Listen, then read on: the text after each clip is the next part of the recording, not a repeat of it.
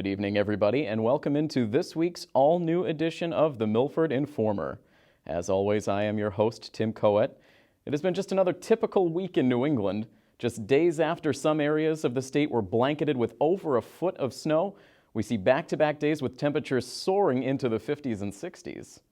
I'm sure we're all hoping for a little bit more of the latter as we continue through the rest of the winter months. The weather was not the only newsworthy topic of the week, however. We have several different news and sports items to present to you this evening. Let's get it started by showing you tonight's top stories rundown. Tonight, hear from Milford Public Schools IT Director Matthew Joseph as he details a new panic button smartphone app the district is getting set to roll out. Also tonight, we recap a discussion from this week's Board of Selectmen meeting regarding the possible paths forward in dealing with marijuana distribution facilities.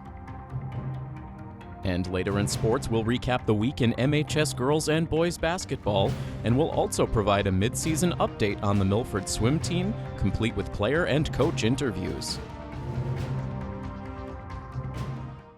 In recent years, we have seen far too many incidents involving emergency situations in schools.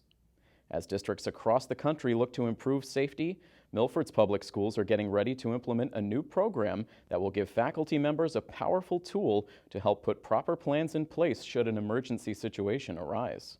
To find out more about this program, I sat down with the Director of IT for Milford Schools, Matthew Joseph. And we are happy to be joined on the Milford Informer this week by the Director of IT for the Milford Public Schools, Dr. Matthew Joseph, your official title, Director of IT, Digital Learning and Innovation, and of course, a regular here on Milford TV as well for everyone who tunes into MPS Talks, a great program we've had here since you've come on board with the school system. So first and foremost, thank you so much for joining us. No, it's great to be here, and it's been a great partnership with Milford TV and not only the Milford TV, the school system, and the community of Milford as a whole. It's been very exciting, and I'm proud to be here representing the school district and being a part of the school district because we have such an amazing team. Well, we always appreciate the partnership that we have with the schools, a great relationship, and we've enjoyed having you on board so far since you've been with the schools. We wanted to have you on the show this week to talk specifically about a new program that the school is getting ready to roll out. You've been kind of spearheading this program from the school's perspective. A new panic button mobile app is what we're calling it, and it's unfortunate that there's a need for kind of a program like this, but obviously with the way things have been and the situations that have come up certainly in schools in recent years, something that has become necessary, I guess you would say. Yes, and I think it's being proactive, and typically things are successful when you're proactive and can kind of look forward to where the needs are. And yes, as you said, it's unfortunate that we have to have some safety precautions at this magnitude into a school system, but the reality is we'd have to. And one of the things for proactive is making sure all of our educators and staff have opportunities, if there is something unfortunate that happens, that they can contact Milford Police as quickly as possible. And that's what this mobile app, it's Rave Mobile Safety, the Rave Panic Button mobile app, and this is something that all faculty members, once it is actually online for the school, will have access to. Tell us a little bit specifically about what this app will do if it's needed to be implemented. Sure. So this came to me early in the summer because I know Dr. McIntyre worked with Chief O'Loughlin last year to start discussions about rolling this out into the district. And when I came on board, this was one of the things that I was very interested in from the technology standpoint and working with our staff members as well. And what our initial steps was I met with the police chief and talked about the possibilities and how to roll it out myself. And our first step was contacting the building principals, and they were aware of what was happening, and then gathering staff information, and not just full information, their mobile number that they have, because it is an app which will be on their mobile phone, and it's for all emergencies, health, fire, or physical emergency. So the way that it works is I'm gathered their information, and from there we are working very closely with the Rave Panic Button technicians. So we have identified the campuses of all the Milford schools, and from there we've meta tagged those, location tagged for the numbers. So when a number is programmed, the emergency responders know where that location is. And the way that it works is it's uploaded into a system. So I'm the administrator of the system, and I can tag, for lack of a better word, where that number is responding from. So staff actually that are in multiple locations can be tagged in multiple locations by their geolocation. So if there is an emergency and the staff member pushes the panic button, they don't even have to dial the number. There's multiple choices, and I know there's some photos I think that it'll show you that whatever the emergency is, you push that button and it'll contact the appropriate responder. And we handle that management behind the scenes. So I have staff locations, I have their phone numbers matched to the person's name, and then it's within the different campuses in the app itself, the program. There's an opportunity for 911 dispatchers to text message the phones within the system, so everyone continues to get updates about the situation and safety as things unfold. Absolutely, because if you are someone that utilizes this button, it's because there's a stressful situation, unsafe situation, a fire, emergency, and whenever there is stress, anxiety levels obviously increase. But one of the benefits of the tool that we were talking about is that the person can also give you responses back. And it doesn't always have to be on the phone that's connected to the wall. If it's something that you have in your hand and you have to relocate, or you have to go to a different spot, or you have to transport a student, getting that information and having somebody on the other side talk you through something, a medical professional or a safety professional, I know calms down some staff. And I know that that will help in the process, not only for speed, but accuracy to solve the problem as well.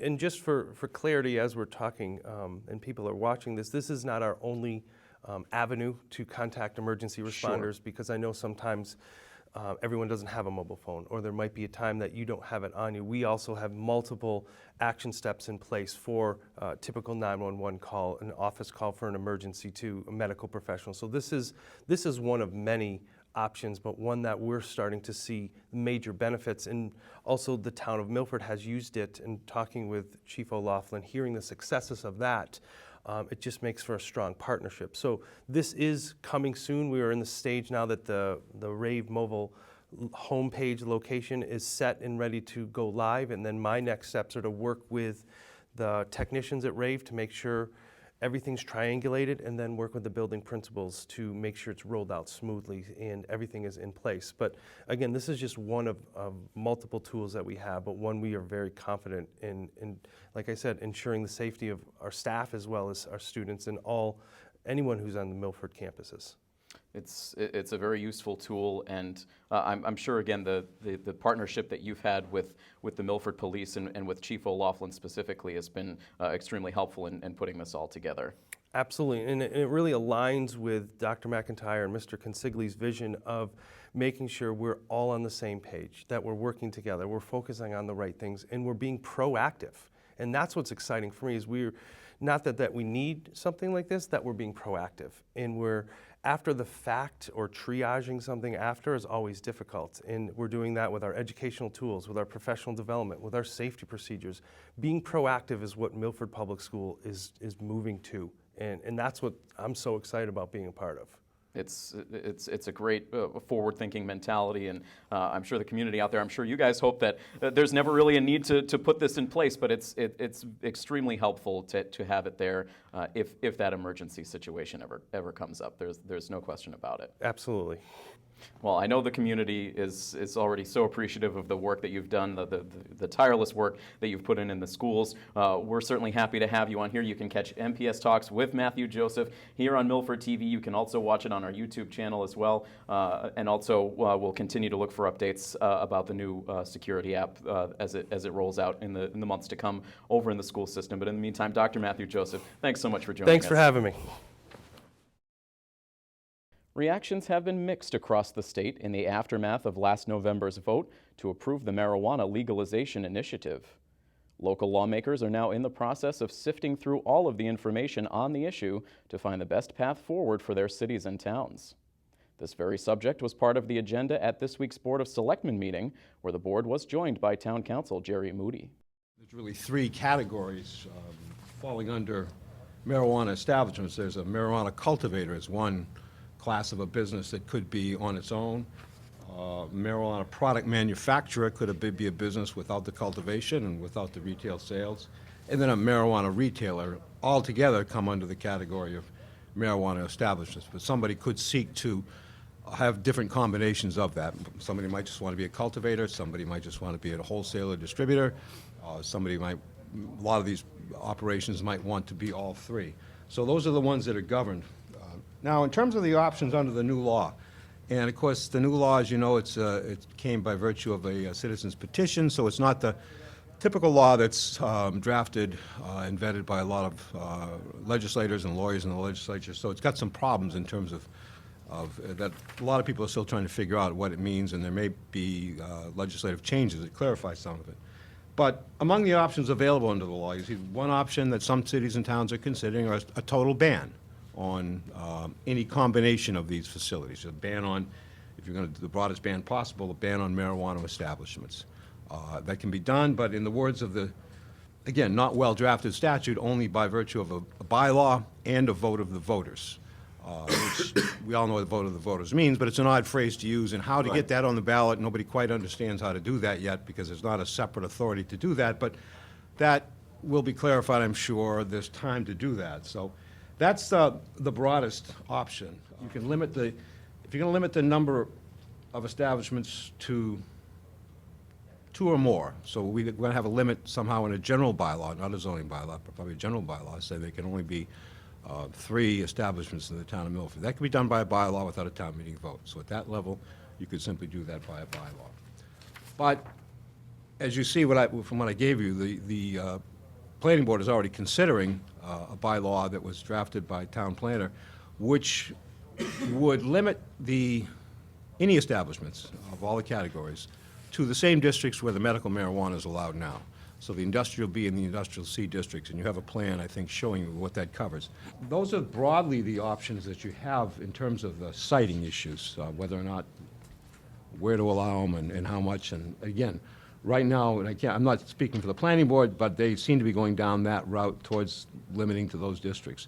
If your board wants to, though, consider the ban, then we've got to follow the processes, put a general bylaw together banning it, and put it out there for the voters to see if the voters approve it once they figure out how to do that. I have a pretty simple philosophy on this. I would not support a moratorium. I also don't want head shops up and down Main Street.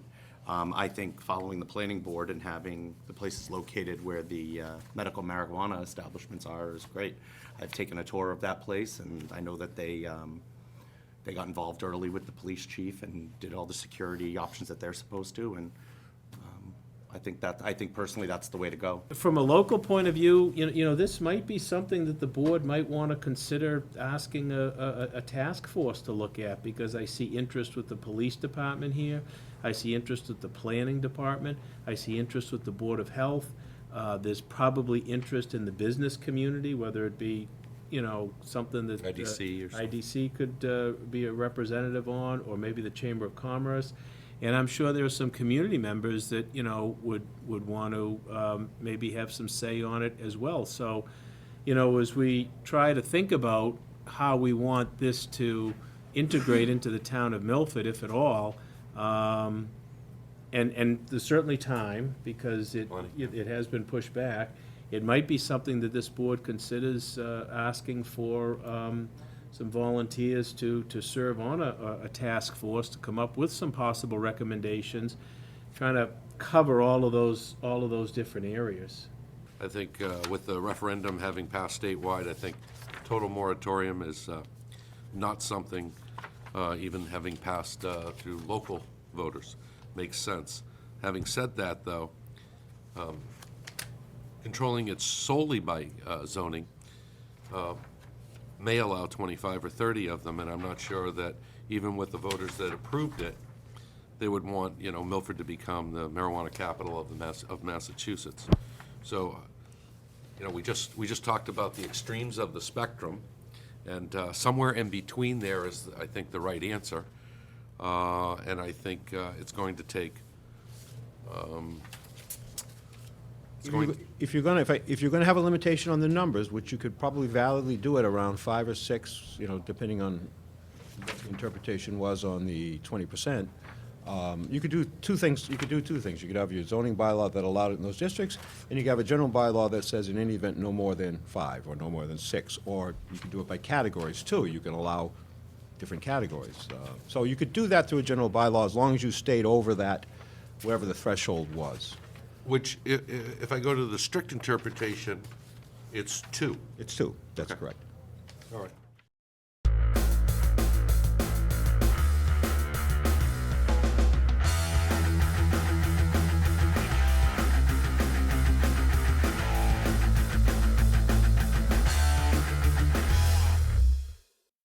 Let's get right to an update on the Scarlet Hawks basketball teams. Last Friday night, both teams traveled to Stoughton High School as part of a girls and boys doubleheader. It ended up being a clean sweep of victories for the Scarlet Hawks on the night. The Lady Hawks were able to cruise to victory in their game, winning by a final of 51-37. As part of the win, Kate Irwin established a new career high in points scored with 27. The Lady Hawks continued their road swing this past Tuesday in Canton. With a lot of similar personnel on the floor that were part of last fall's volleyball playoff matchup, this time it was Milford who emerged victorious, winning 56-42. It was the 5th straight win for the Milford girls and their 4th consecutive double-digit margin of victory. The Lady Hawks have one more road game to go as they travel to North Attleboro next Tuesday before finally returning to the Milford gym for the first time in the new year on Wednesday, January 18th with a 6:30 tip-off against Hopedale. As for the boys team, after earning a 56-50 win in their portion of the Stoughton doubleheader, they returned home this past Tuesday for a matchup against Canton. We were in the gym covering all of the action, so let's check out the highlights. After suffering through a couple of rebuilding seasons, the Canton Bulldogs look much improved coming into this year, thanks in large part to the dynamic duo of sophomore Devin Foster and junior Tony Harris. Milford would need to bring a strong commitment on the defensive side of the floor if they hope to earn a victory on Tuesday night. That commitment to defense was apparent right from the start. In the opening minute of play, Tony Harris has the ball poked away by Zach Tamani. Tamani then takes it the other way before hitting Shane Cosquet with a perfect bounce pass, and Cosquet finishes with the layup. On their next possession, the Bulldogs put it in the hands of their sophomore phenom Foster, and he's perfect from long range to give the Bulldogs their first lead. Canton's 2 junior captains would keep the offense rolling as Jake Virile would knock down a 3 before Harris would come through with back-to-back jumpers to allow the Bulldogs to take a 6-point lead midway through the first. Late in the quarter, the Hawks would start to get back on track. First, it's sophomore Brendan White who creates some space and knocks down the shot from the free throw line. Then off the ensuing inbounds, Caden Kelly uses his impressive wingspan to make the steal and immediately converts it into points to tie the score at 10. A free throw by Cosquet would complete the first quarter scoring and would allow Milford to take a slim 11-10 lead heading into the second. Milford would add to that lead quickly as the second quarter got started. Watch the vision here by Zach Tamani. He's able to rifle the pass between 2 defenders into Caden Kelly down low, and Kelly is able to finish and get 2. After Canton answered with a bucket of their own, Milford would embark on a possession that would last nearly 2 minutes, thanks in large part to the efforts of Kelly and Brendan White down low. It would be Kelly who would finally finish off the lengthy possession with the inside bucket. From there, the Hawks' shooting would really start to find its form. Down low to Kelly again, gets it to Tamani in the corner for 3, and he's able to knock that one down. Cosquet comes down with the rebound. One-handed pass, tries to find Kelly. He does, but he kicks it back out to Arcudi, and he's able to shoot the long 2. Milford looks to push, finds Arcudi up ahead. And Cosquet knocks down the 3, and this crowd is pumped. Timeout, Canton. Try to find Masick at the free throw line. They do. Swings it back out to Tamani for 3, and he knocks it down again. This has been a strong commitment to defense for the Hawks through this first half. Tamani feeling it now. That's his 3rd three-pointer now. The trio of Tamani, Kelly, and Cosquet would lead an impressive second quarter effort that turned a 1-point lead into a 12-point halftime advantage. It was more good defense for Milford as the third quarter began. Here, the press defense results in another Canton turnover. Then, after an Arcudi miss, Devin Foster grabs the rebound and barrels his way up the court, but watch Alex Masick get back defensively and draw the charge to deny Foster the easy bucket. Masick would then get the better of Foster on the offensive side of the floor as he takes the pass and elevates the shot over the Canton sophomore and drains it to push the lead to 16. After Canton cut the lead back to 11, Arcudi tracks down this loose ball, and he refuses to be denied as he takes it to the rack, getting the shot and the foul, much to the delight of the Milford student section. The Milford bench would help pad the lead in the final minutes of the third. First, it's Nate Davila knocking down the three from the far wing. Then watch Brendan White as he completely blankets Devin Foster defensively, forcing the turnover, and then White finishes at the other end with the right-hand layup. Milford would outscore the Bulldogs 17-10 in the third quarter, giving them what would be their largest lead of the game heading into the final 8 minutes. Milford would spend the majority of the fourth quarter at the free throw line. They'd end up shooting just 50% from the line over the course of that fourth quarter, but that was enough to keep the game out of reach. Milford would make it 2 straight wins over Davenport foes, as they would go on to defeat the Canton Bulldogs by a final score of 61-45.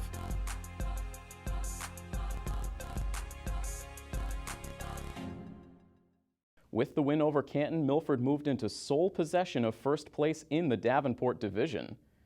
They will look to hold on to that spot tonight as they host the 3-4 Foxborough Warriors, who are currently tied for second in those Davenport standings.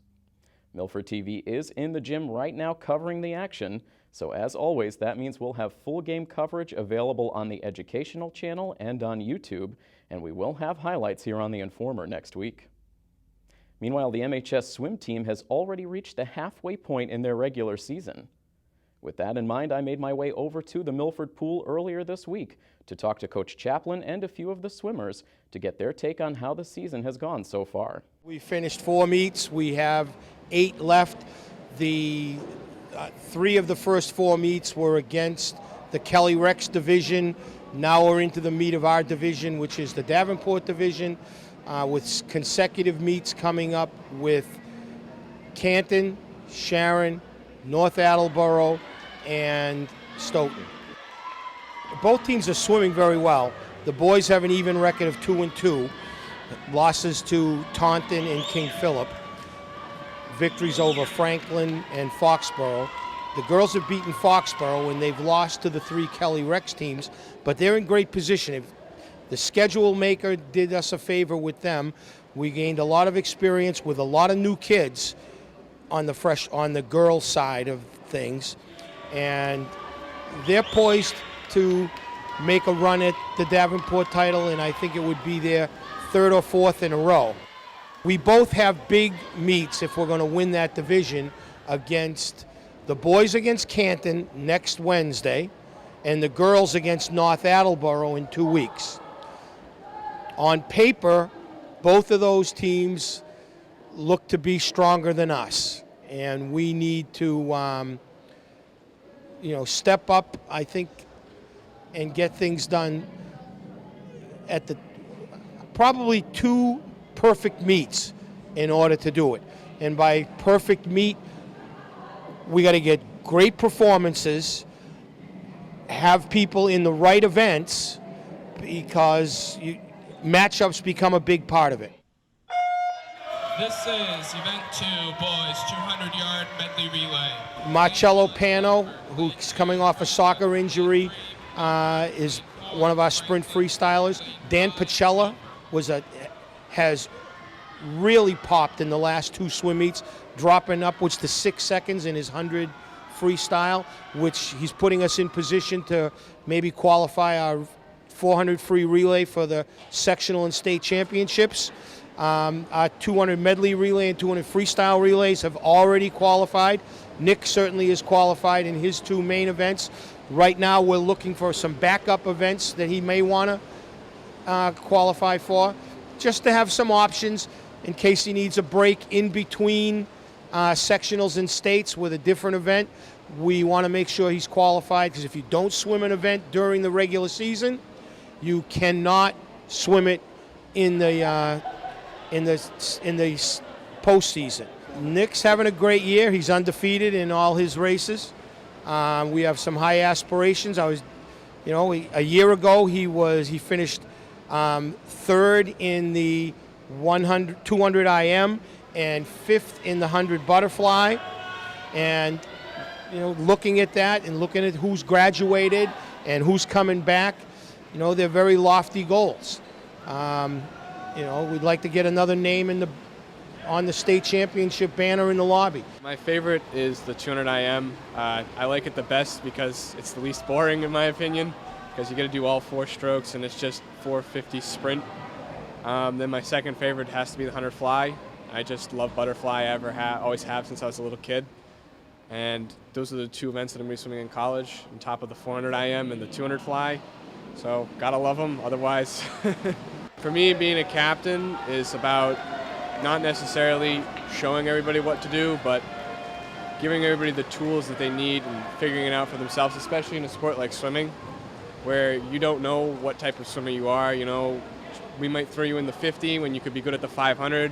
You'd be a breaststroker, but we put you in the backstroke by accident. And it's all about discovering who you are. I hope that I, myself, and my fellow captains, we set an example for the standards that we want going forward, and, you know, that 100% effort in every race and always striving towards those goals and trying to win the Davenport again and get to states and break records and all that. I hope we set that for these younger guys. We're very proud of what he's done. He's looking forward to taking his swimming talents to Bates College up in Lewiston, Maine, and I think it's a perfect spot for him. I can't wait to go to Bates. I went up there, I think I went up in September. It was my first trip up for colleges. I just went and I fell in love with the school. I loved the small campus setting. The team, it was a great group of guys, great group of girls. And my future coach, Peter Cesares, he and I just clicked. You know, he had a vision, I had a vision, and they're the same vision. And, you know, it was like magic. For the team, I want us to win the Davenport as much as Chappie does. I think we can do that. I have full confidence in us, full faith. For myself, I know I want to break a few more of Kevin Bradley's records, and I just, more than anything else, I just want that state title. I think I'm probably been the only person to be in the final heat in states since freshman year, so I've kind of been waiting for it a little while, but I can't wait. As a team as a whole, I think we set up great to do this. Relays are going to be great. We already have 2 going. I think we can get that 4 free relay. I have no doubt that this team can do what we have set for goals.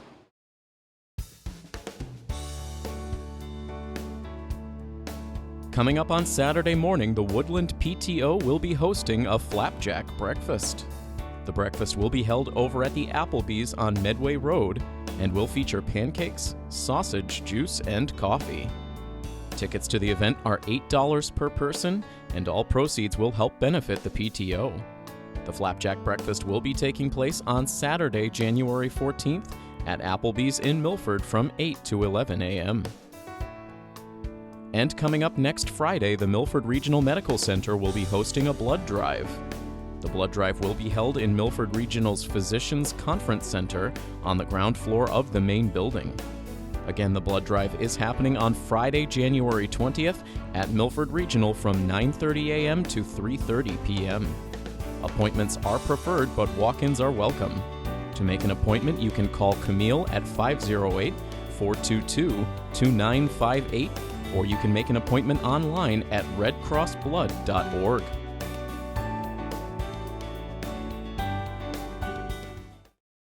Over the last few weeks, I've had the chance to follow along with the students from the high school's Hospitality and Tourism Management program as they participate in their various classroom sessions and internship programs around town. Next week, we'll show you an in-depth look at the HTM program and how it has been impacting Milford students. We look forward to bringing you that and other news stories next week. Until then, from all of us here at Milford TV, this is Tim Coette saying have a great week. So long, everybody.